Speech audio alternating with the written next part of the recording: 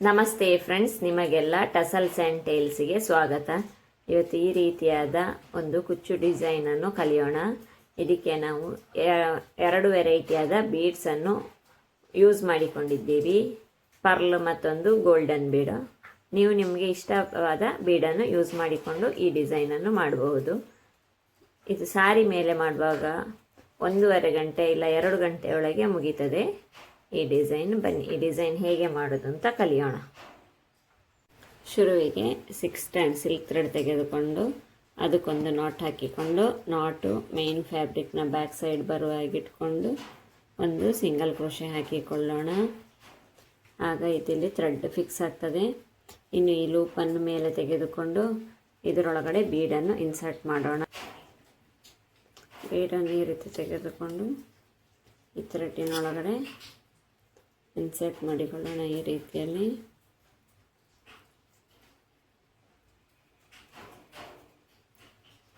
Insert ಮಾಡಿ ಇದು ಎಲ್ಲಿಗೆ ಬರ್ತದೆ ನೋಡಿ ಅಲ್ಲಿಗೆ ಒಂದು ಸಿಂಗಲ್ ಕ್ರೋಶೆ ಹಾಕಿಕೊಳ್ಳೋಣ. ಈ ರೀತಿಯಲ್ಲಿ ಎಕ್ಸಾಕ್ಟ್ ಪ್ಲೇಸಿಗೆ ಹಾಕ್ಕೊಳ್ಬೇಕು.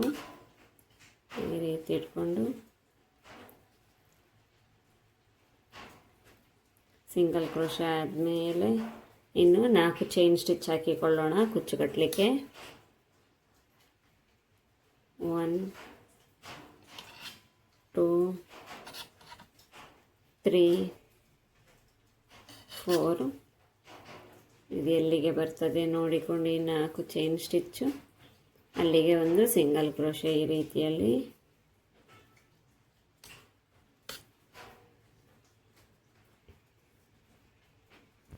ಇದು ಬಿಗಿನರ್ಸ್ ಕೂಡ ಮಾಡ್ಬೋದು. ಬಿಗಿನರಿಗೆ ಅಂತಲೇ ಇರುವ ಡಿಸೈನ್ ಆಗಿರ್ತದೆ ಇದು. ಈಗ ಪುನಃ ಲೂಪನ್ನು ಮೇಲೆ ತೆಗೆದುಕೊಂಡು ಇದರೊಳಗಡೆ ಬೀಡ್ ಇನ್ಸರ್ಟ್ ಮಾಡೋಣ. ಈ ರೀತಿಯಲ್ಲಿ ಬೀಡ್ ತೆಗೆದುಕೊಂಡು ಇದರೊಳಗಡೆ ಈ ರೀತಿಯಲ್ಲಿ ಇನ್ಸರ್ಟ್ ಮಾಡಿದರೆ ಆಯಿತು. ಇಲ್ಲಿ ಇನ್ನೊಂದು ಬೇರೆ ರೀತಿಯಲ್ಲಿ ಮಾಡೋದು ತೋರಿಸ್ತೀನಿ. ನಾನು ಆಗ ಇಲ್ಲಿ ಫಸ್ಟಿಗೆ ಲಾಕ್ ಹಾಕ್ಕೊಂಡಿರಲಿಲ್ಲ ಬೀಡ್. ಇಲ್ಲಿ ಬೇಕಾದರೆ ಒಂದು ಬೀಡಿಗೆ ಒಂದು ಲಾಕ್ ಹಾಕಿಕೊಂಡು ಕೂಡ ಫಿಕ್ಸ್ ಮಾಡ್ಬೋದು. ನಿಮಗೆ ಬಿಗಿನರ್ಸ್ಗೆ ಕಷ್ಟ ಆಗೋದಿದ್ರೆ ಈ ರೀತಿಯಲ್ಲಿ ಲಾಕ್ ಹಾಕಿ ಎಲ್ಲಿಗೆ ಬರ್ತದೆ ಅಂತ ನೋಡಿ ಅಲ್ಲಿಗೆ ಸಿಂಗಲ್ ಕ್ರೋಶೆನೂ ಮಾಡಿಕೊಳ್ಬೋದು. ಇಲ್ಲಾಂದರೆ ಡೈರೆಕ್ಟ್ ಕೂಡ ಮಾಡ್ಕೊಳ್ಬೋದು. ನಾನು ಫಸ್ಟಲ್ಲಿ ಮಾಡಿದಾಗೆ ನಾನು 2 ವೆರೈಟಿಯಲ್ಲಿ ಕೂಡ ಮಾಡಿ ತೋರಿಸಿದ್ದೀನಿ. ಈ ರೀತಿಯಲ್ಲಿ ಫಿಕ್ಸ್ ಆಯಿತು. ಇನ್ನು ಕುಚ್ಚು ಹಾಕಲಿಕ್ಕೆ 4 ಚೈನ್ ಸ್ಟಿಚ್ಚು 1 2 3 4 ಇದು ಎಲ್ಲಿಗೆ ಬರ್ತದೆ ನೋಡಿ ಅಲ್ಲಿಗೆ ಸಿಂಗಲ್ ಕ್ರೋಶೆ ಈ ರೀತಿಯಲ್ಲಿ ಬರ್ತದೆ. ಇನ್ನು ಇವಾಗ ಪುನೊಮ್ಮೆ ರಿಪೀಟ್ ಬೀಡನ್ನು ಹಾಕಿಕೊಳ್ಳೋಣ ಈ ಲೂಪಿನೊಳಗಡೆ. ಈ ರೀತಿ ತೆಗೆದುಕೊಂಡು ಬೀಡನ್ನು ಇದರೊಳಗಡೆ ಇನ್ಸರ್ಟ್ ಮಾಡಿಕೊಂಡ್ರೆ ಆಯಿತು. ಈ ರೀತಿಯಲ್ಲಿ ಕಾಣ್ತದೆ. ಇಲ್ಲಿ ಬೇಕಾದರೆ ಇನ್ನೊಮ್ಮೆ ಬೀಡ್ ಲಾಕ್ ಹಾಕದೆ ತೋರಿಸ್ತೀನಿ. ಫಸ್ಟಲ್ಲಿ ಮಾಡಿದಾಗೆ ಈ ರೀತಿಯಲ್ಲಿ ಎಲ್ಲಿಗೆ ಬರ್ತದೆ ನೋಡಿ ಅಲ್ಲಿಗೆ ಸಿಂಗಲ್ ಕ್ರೋಶೆ ಈ ರೀತಿಯಲ್ಲಿ ಬರ್ತದೆ ನೋಡಿ. ಈ ರೀತಿಯಲ್ಲಿ ಕಾಣ್ತದೆ. ಇದು ಸಿಂಗಲ್ ಕ್ರೋಶೆ ಹಾಕಿದ್ರು ಹಾಕದಿದ್ದರೂ ಬ್ಯಾಕ್ ಸೈಡಲ್ಲಿ ಏನು ವ್ಯತ್ಯಾಸ ಕಾಣೋದಿಲ್ಲ ನೋಡಿ. ಇನ್ನು 4 ಚೈನ್ ಸ್ಟಿಚ್ ಹಾಕಿಕೊಳ್ಳೋಣ ಕುಚ್ಚು ಕಟ್ಟಲಿಕ್ಕೆ. 1 2 3 4 ಇಲ್ಲಿ ನೀವು ನಿಮಗೆ ಬೇಕಾದ ರೀತಿಯಲ್ಲಿ ವೇರಿಯಂಟ್ ಮಾಡಿಕೊಳ್ಬೋದು.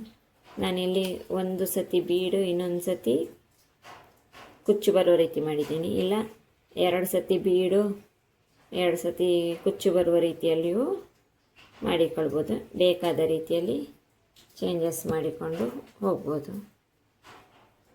ನಾನು ಯಾವತ್ತೂ ಕೂಡ ಇಲ್ಲಿ ಫಸ್ಟಿಗೆ ಬೀಡನ್ನೇ ಪ್ರಿಫರ್ ಮಾಡೋದು, ಕುಚ್ಚು ಪ್ರಿಫರ್ ಮಾಡೋದಿಲ್ಲ. ನನಗೆ ಅದು ಯಾಕೋ ಆ ಡಿಸೈನ್ ಆ ರೀತಿ ಕುಚ್ಚು ಫಸ್ಟಿಗೆ ಬಂದರೆ ಇಷ್ಟ ಆಗಲ್ಲ. ಅದಕ್ಕೋಸ್ಕರ ಇನ್ನೀಗ ಇದರೊಳಗಡೆ ಬೀಡ್ ಹಾಕಿಕೊಳ್ಳೋಣ. ಇದೊಂದು ಸತಿ ಮಾಡಿ ತೋರಿಸ್ತೀನಿ ನೋಡಿ. ಈ ರೀತಿಯಲ್ಲಿ ಒಂದೇ ಸತಿಗೂ ಬೀಡನ್ನು ಇದು ಸೂಜಿಯೊಳಗೆ ಹಾಕ್ಕೊಂಡ್ರೆ ಆಯ್ತು. ಈ ರೀತಿಯನ್ನು ಥ್ರೆಡ್ ಬಿಟ್ಟು ಹೋದರೆ ಇನ್ನೊಂದು ಸತಿ ಬಂದು ಈ ರೀತಿ ತೆಗೆದುಕೊಂಡ್ರೆ ಆಯಿತು.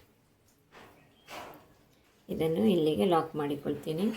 ಇನ್ನು ನಾನಿದು ಪೂರ್ತಿ ಆದಮೇಲೆ ವರ್ಕ್ ಹೇಗೆ ಕಾಣ್ತದೆ ಅಂತ ತೋರಿಸ್ತೀನಿ ಲಾಸ್ಟಲ್ಲಿ. ಇದೀಗ ವರ್ಕ್ ಇಲ್ಲಿಗೆ ಮುಗೀತದೆ ನೋಡಿ. ಇನ್ನೀಗ ಇಲ್ಲಿ ಸಿಂಗಲ್ ಕ್ರೋಶೆ ಹಾಕಿಕೊಂಡಾಗಿದೆ. ಇಲ್ಲಿ ಒಂದು ಚೈನ್ ಸ್ಟಿಚ್ ಹಾಕಿಕೊಳ್ತೀನಿ. ಇನ್ನು ಉಳಿದ ಥ್ರೆಡ್ಡನ್ನು ಟ್ರಿಮ್ ಮಾಡಿಕೊಳ್ತೇನೆ. ಇದಕ್ಕೆ ನಾನು ಆಲ್ಟರ್ನೇಟಿವ್ ಕಲರಲ್ಲಿ ಬೇಬಿ ಕುಚ್ಚು ಕಟ್ಟಿಕೊಳ್ತೀನಿ. ಇಲ್ಲಿ ಬೀಡ್ ಕೂಡ ಹಾಗೆ ನಿಮ್ಮ ಇಷ್ಟದ ಬೀಡನ್ನು ತೆಗೋಬೋದು. ನಾನಿಲ್ಲಿ ಈ ರೀತಿಯ ಕಲರ್ ಕಾಂಬಿನೇಷನಲ್ಲಿ ತೆಗೆದುಕೊಂಡೆ. ಪರ್ಲ್ ಹಾಕಿದರೆ ಗೋಲ್ಡ್ ಬೀಡ್ ಹೈಲೈಟ್ ಆಗ್ತದೆ ಅನ್ನೋ ಕಾರಣಕ್ಕೆ ನೀವು ನಿಮ್ಮ ಇಷ್ಟದ ಪ್ರಕಾರ ತೆಗೋಬೋದು ಬೀಡ್ಸನ್ನು.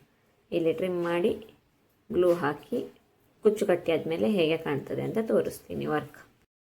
ನೋಡಿ, ಇಲ್ಲಿ ಬೇಬಿ ಕುಚ್ಚು ಹಾಕಿ ಆದಮೇಲೆ ಡಿಸೈನು ಈ ರೀತಿಯಾಗಿ ಕಾಣ್ತದೆ. ಇದು ಬಿಗಿನರ್ಸ್ ಸುಲಭವಾಗಿ ಮಾಡಬಹುದಾದ ಕುಚ್ಚು. ಹೇಗಿದೆ ಅಂತ ನನಗೆ ಕಮೆಂಟ್ ಮಾಡಿ ತಿಳಿಸಿ. Thank you. ಬಾಯ್.